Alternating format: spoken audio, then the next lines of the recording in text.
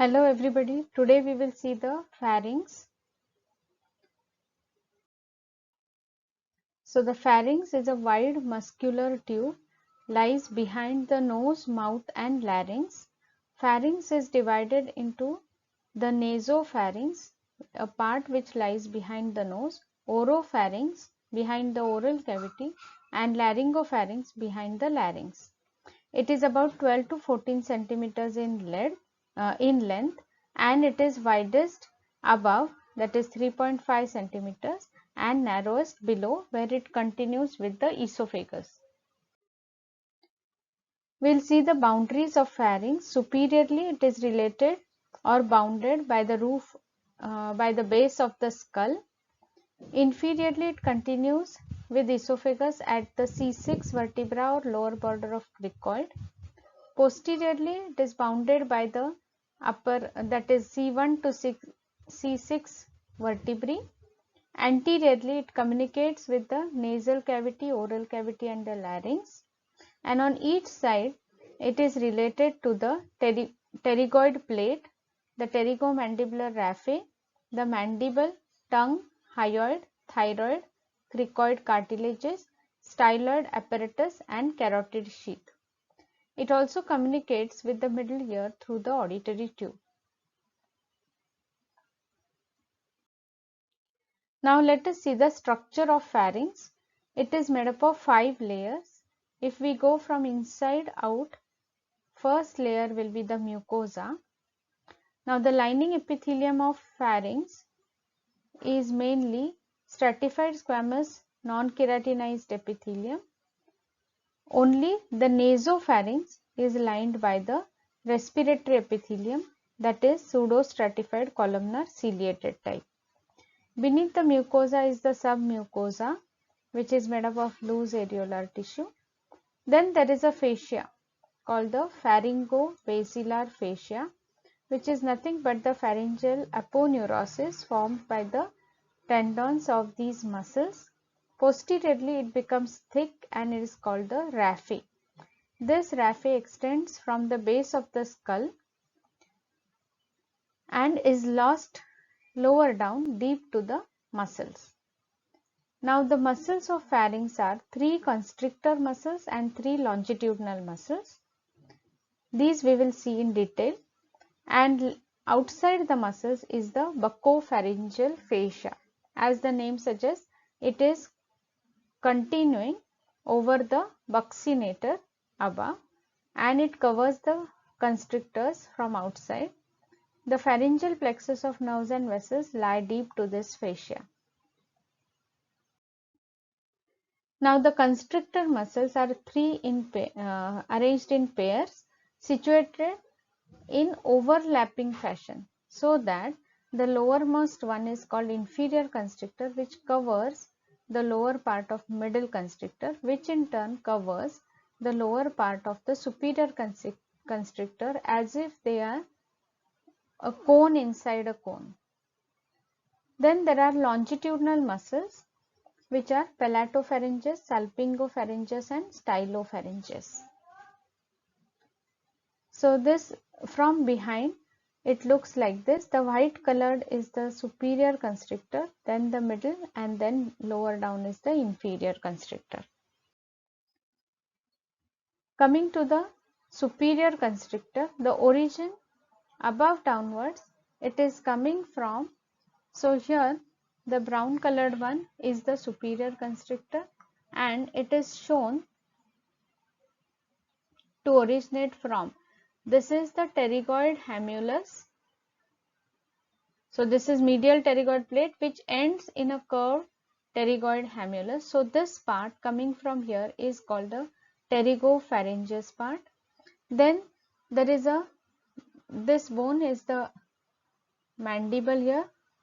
So there is a pterygomandibular raphe from the pterygoid hamulus to the mandible. So the part of the muscle coming from this raphe is called buccopharyngeus part, because this raphe also gives origin to buccinator.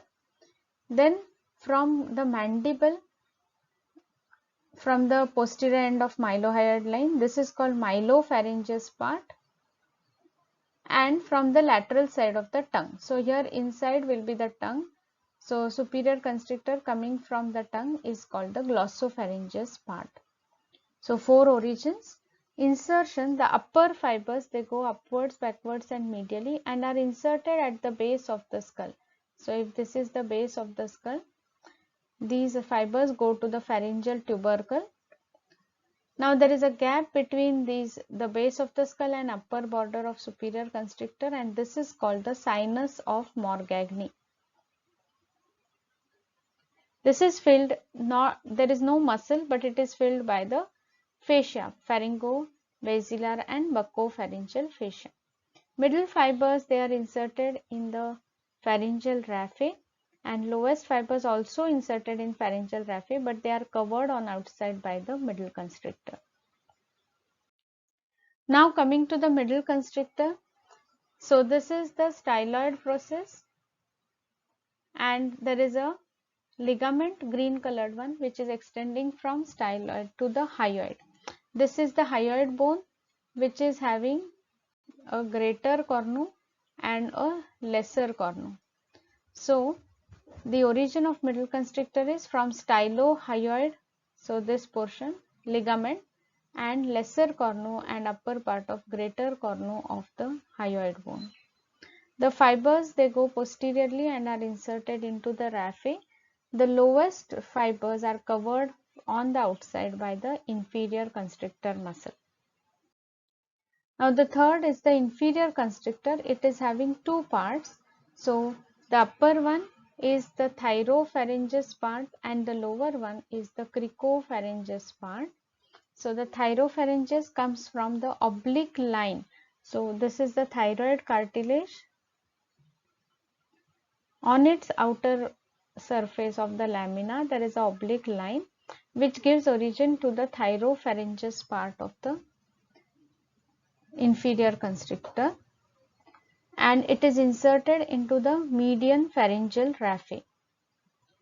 The cricopharyngeus part comes from the cricoid cartilage. So this is the cricoid cartilage, and here there is one muscle that is going from the cricoid to the thyroid is called the cricothyroid. So the origin of cricopharyngeus part is behind the origin of the cricoid cartilage from here. Insertion, they do not insert in the median raphe, but the fibers encircle the pharynx. So they are continuous with those of the opposite side, and they form a sphincter like muscle around the lower end of the pharynx where it continues with the esophagus. So it is also called as cricopharyngeal sphincter. All the constrictor muscles are inserted into the pharyngeal raphe. This raphe extends, as we said, from the pharyngeal tubercle at the base of the skull. Lower down, there is a potential weakness between the thyropharyngeus and cricopharyngeus parts, which is called the dehiscence of Killian. Now it is important to know the gaps between the constrictor muscles and what are the structures that pass between them. So as we said, there is a gap between superior constrictor and base of skull. So first you make these muscles. This is the superior constrictor, this is the middle constrictor, and this is the inferior constrictor. Now the gap between the superior constrictor and the base of the skull allows the passage of one A.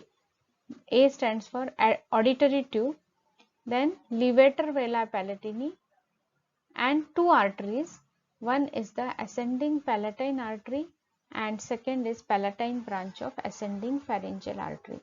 These are the arteries which enter into the pharynx and then they supply the palate as well as the other structures in the oral cavity. The gap between superior and middle constrictor here contains one muscle that is coming from styloid process. It is stylopharyngeus, and this is the nerve supply of stylopharyngeus is glossopharyngeal nerve. So they are always together. So the gap between superior and middle shows stylopharyngeus with glossopharyngeal nerve. Below the middle constrictor, So between middle and inferior constrictor, there is the superior laryngeal artery and internal laryngeal nerve, whereas below the inferior constrictor is the inferior laryngeal artery and the recurrent laryngeal nerve. Here superior laryngeal and here inferior laryngeal. The nerve is internal laryngeal and here is recurrent laryngeal. So these are the structures. Actions of constrictor muscles. All constrictors reflexly contract to produce a wave of peristalsis which goes in the distal direction. This helps the food bolus from the oral cavity to traverse through the pharynx to reach the esophagus. Now when these constrictors along with the thyropharynges propel the food, the cricopharyngeal sphincter must relax in order to so that the food can pass from pharynx to the esophagus. So thyropharynges will contract and cricopharynges will relax. Sometimes there is some neuromuscular incoordination between the two and this leads to a pharyngeal diverticulum. Now there are three longitudinal muscles of the pharynx. One is palatopharyngeus. We have already seen this with the soft palate. It arises by two fasciculi, anterior and posterior, from either side of origin of the insertion of levator velar palatini from upper surface of the palate. This forms a palatopharyngeal arch.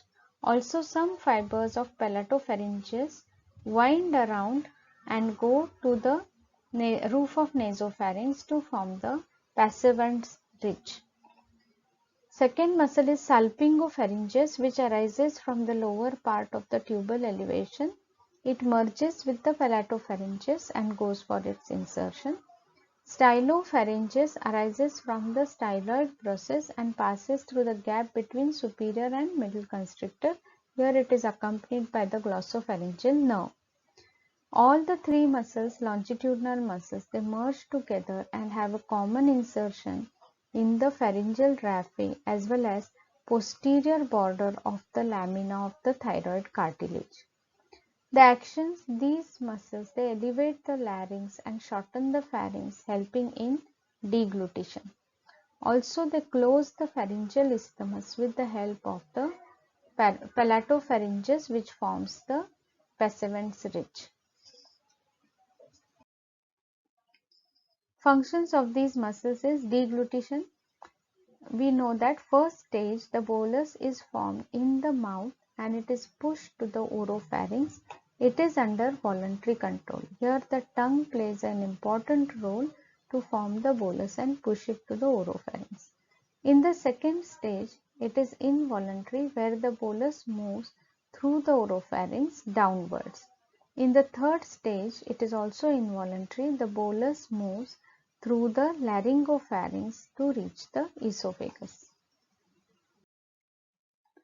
Nerve supply.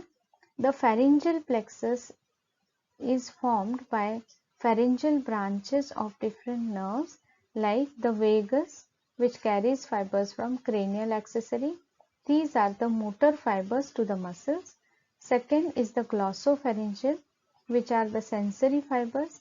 Third, pharyngeal branches of superior cervical ganglion, which are vasomotor. Sometimes external laryngeal nerve also contributes.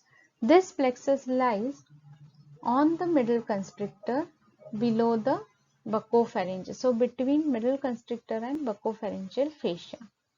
The motor fibers, all the muscles of pharynx are supplied by cranial part of accessory nerve through vagus except stylopharyngeus, which is supplied by the glossopharyngeal nerve. And all these fibers come through the pharyngeal plexus. Inferior constrictor has additional supply from external as well as recurrent laryngeal nerves. The sensory supply from nasopharynx is carried through the maxillary nerve, oropharynx through the glossopharyngeal, and laryngopharynx through the internal laryngeal branch of vagus. Taste sensations carried through the internal laryngeal branch of vagus, and parasympathetic fibers for the glands go from the pterygopalatine ganglion through lesser palatine, which are branches of maxillary nerve. The arteries supplying the pharynx are ascending pharyngeal, which is a branch of external carotid, ascending palatine, branch of facial, tonsillar, branches of facial, dorsal lingual, branch of lingual artery, greater palatine, pharyngeal and pterygoid, branches of maxillary artery. The veins form pharyngeal plexus, which drains into internal jugular and facial veins. Lymphatics drain into the retropharyngeal and the deep cervical group of lymph nodes. What is the applied anatomy? As we said that pharynx contains a Waldeyer's ring at its entrance. The components of Waldeyer's rings are the nasopharyngeal tonsil, the tubal tonsil, palatine tonsil and lingual tonsil. These form the defense system, first line of defense of oral, nasal and lower respiratory passage. Now this external ring of Waldeyer is chain of deep cervical nodes into which the Waldeyer's ring drains. Now sometimes this internal ring, that is Waldeyer's ring, may be enlarged or inflamed. So when nasopharyngeal tonsil is hypertrophied, it is called adenoids, and this leads to adenoid faces, that is open mouth with protruding tongue, giving a dull expression, pinched nose and crowded teeth. Tonsillitis, if there is a recurrent attack of tonsillitis, then or chronic tonsillitis, tonsillectomy operation is done. Now after this operation, if there is bleeding, then the bleeding is checked due to by removing the clots. Now this is one side where you remove the clots to check the bleeding or stop the bleeding, because after removal of clot the muscles, surrounding muscles can retract and thus the vessels also can retract. Quinsy is peritonsillar abscess. When there is infection in the intratonsillar cleft, it is called quinsy. Pyriform fossa is a space or a recess which is by the side of the larynx, between the aryepiglottic fold medially and the thyroid cartilage laterally. Sometimes foreign bodies may be lodged in it, like fish bones, safety pins, and may injure the internal laryngeal nerve while removing these foreign bodies, hence leading to sensory loss of the larynx. This pyriform fossa is also called as smuggler's fossa because it is used to hide diamond or gold by smugglers. Auditory tube. If the tubal tonsil is enlarged, there may be blockage of the auditory tube leading to impaired hearing and retraction of tympanic membrane. Now, if there is retraction of this membrane, air can be injected through the auditory tube so as to equalize the pressure on either side of the tympanic membrane. To identify the opening of auditory tube, the tubal tonsil acts as a guide. Now, Killian's dehiscence is a protrusion or a diverticulum which occurs in the inferior constrictor between thyropharyngeus and the cricopharyngeus part. Now, if there is some neuromuscular incoordination, then the mucosa and submucosa will bulge and form the pharyngeal diverticulum.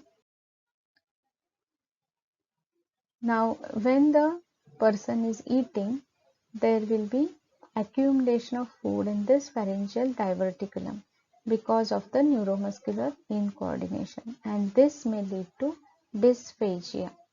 So, this is applied anatomy of the pharynx. Thank you.